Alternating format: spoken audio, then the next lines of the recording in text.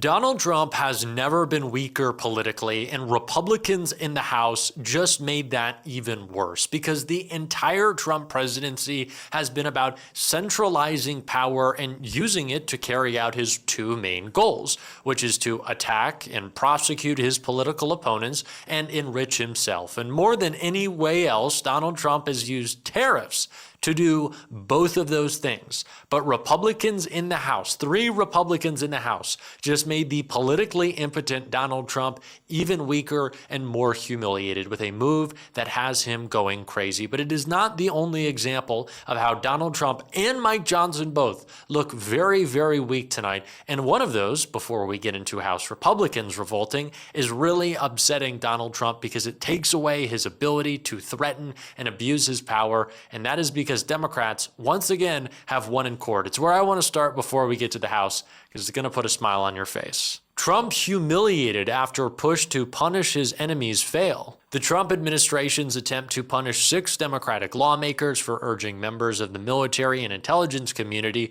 to disobey unlawful orders has failed. 3 sources familiar with the matter told NBC News that the Department of Justice was unsuccessful in its bid to secure indictments in connection with the video, which featured 6 Democrats. The New York Times, which cited 4 sources, noted that prosecutors sought to convince the grand jury that the lawmakers had violated a statute that forbids interfering with the loyalty, morale, or discipline of the U.S. Armed Forces. The grand jury subsequently rejected the bid. The lawmakers featured in the video include Mark Kelly, Alyssa Slotkin, Chris Deluzio, Chrissy Hulana, Jason Crow, and Maggie Goodlander. It is unclear how many of the lawmakers were targeted in the indictment, which was sought by U.S. Attorney Jeanine Pirro. So in his attempt to go after lawmakers for, if you forgot, let me remind you, telling members of the military to not follow illegal orders, Donald Trump has failed.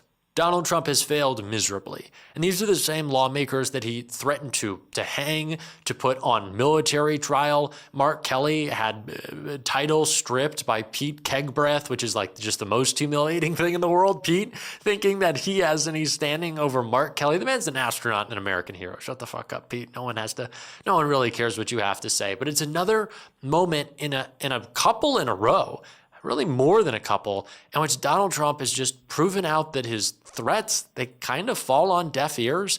No one really cares anymore. Republicans in Indiana showed it. Republicans in the House, as we'll get to tonight, showed it, that Donald Trump does not wield the power that he believes he does. And of course, the number one power that Donald Trump likes to wield over not leaders at home, but abroad, are his tariffs. And he talked extensively about them in an interview today, which set out perfectly the Republican revolt in the House that has him spiraling at midnight. I had an incident with a very nice country, Switzerland. They were paying no tariffs, sending stuff over here like nobody could believe. And we had a $42 billion deficit. And we weren't taking anything. I said, well, we have to do something because we have to even that up a little bit. I didn't have to get everything at one time.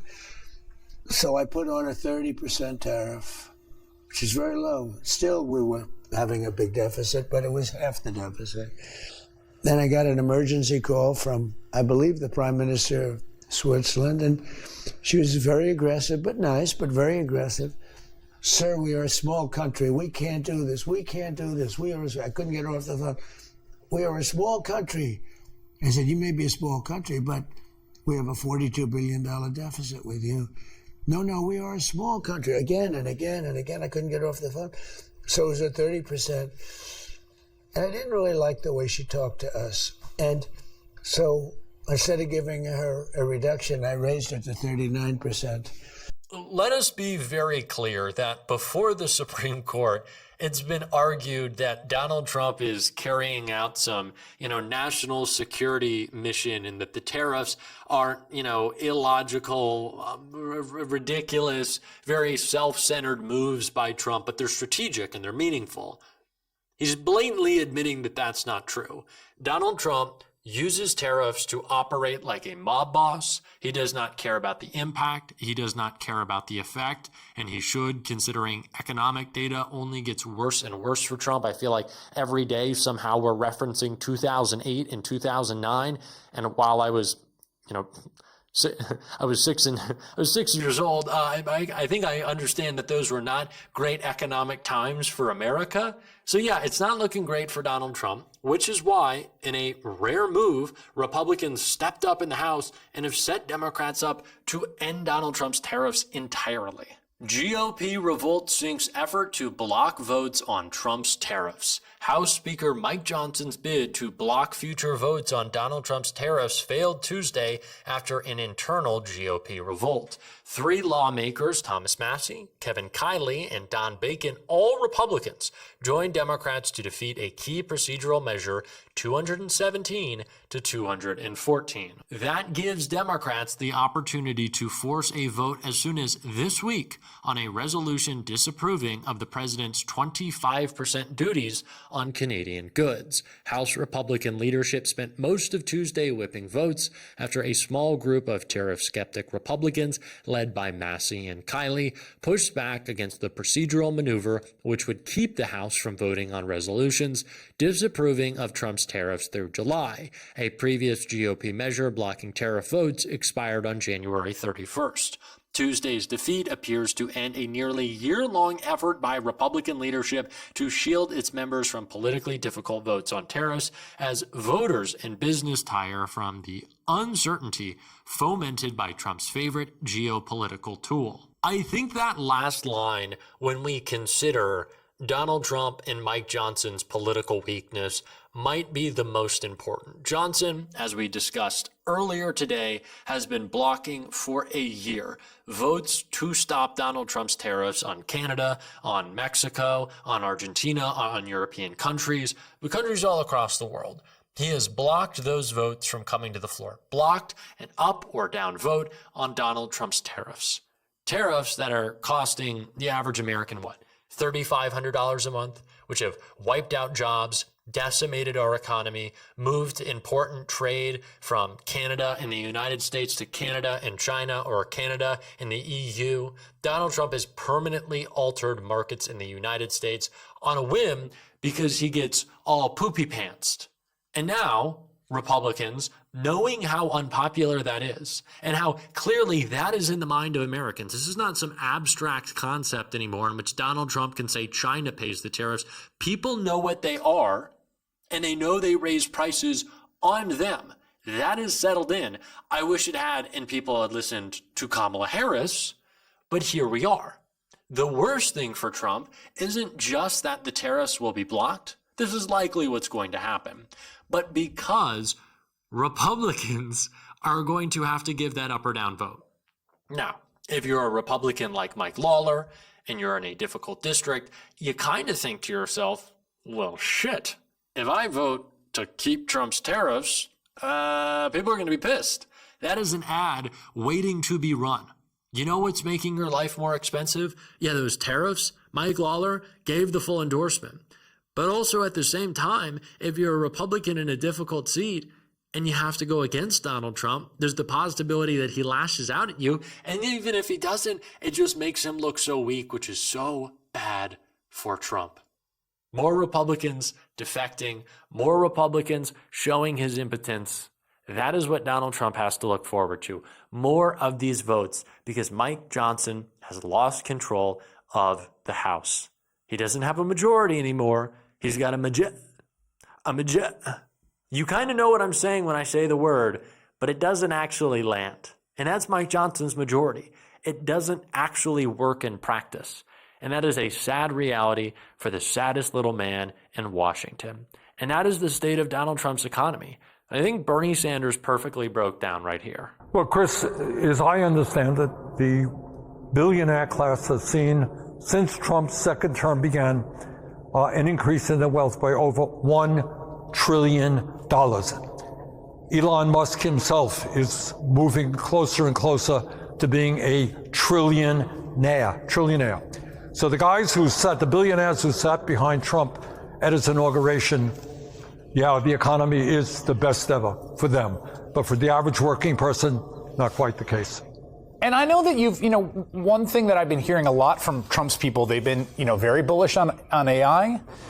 a big reason, I think, that we saw all those tech oligarchs there in the White House, and we saw Sam Altman there, I think, on day 2 of the administration, is they don't want any regulation of AI. They want to, there's a sort of simpatico relationship. And one of the things you hear from all sorts of folks is, this is going to replace a ton of jobs. It's probably going to make profits and efficiency go up and the job market get worse. And we're just all going to have to kind of take that. That's what's coming down the pipe. Well, here's what I think, Chris, and it's the reason why I'm going to introduce legislation for a moratorium on data centers. And data centers are the infrastructure of AI. I think we have not a clue.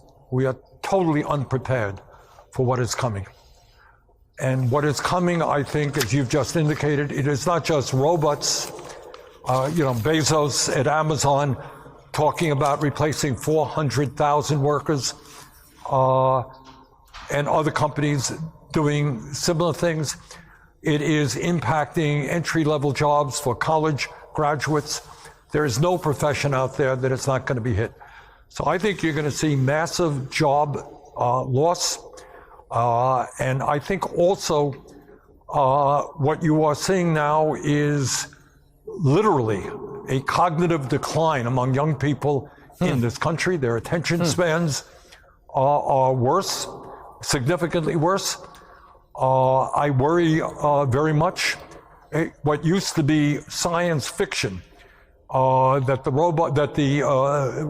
computers will take over.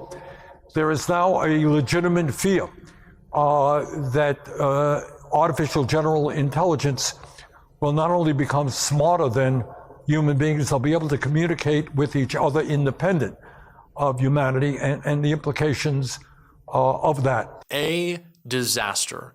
That is what Donald Trump has on his hands, not just because Republicans are revolting, but because they're about to take away his power to be the mob boss that he wants to be, to extract whatever he can out of companies and countries for his own personal gain. That is what he is after, and that is the only way that we can talk about this. We are certainly going to on this show.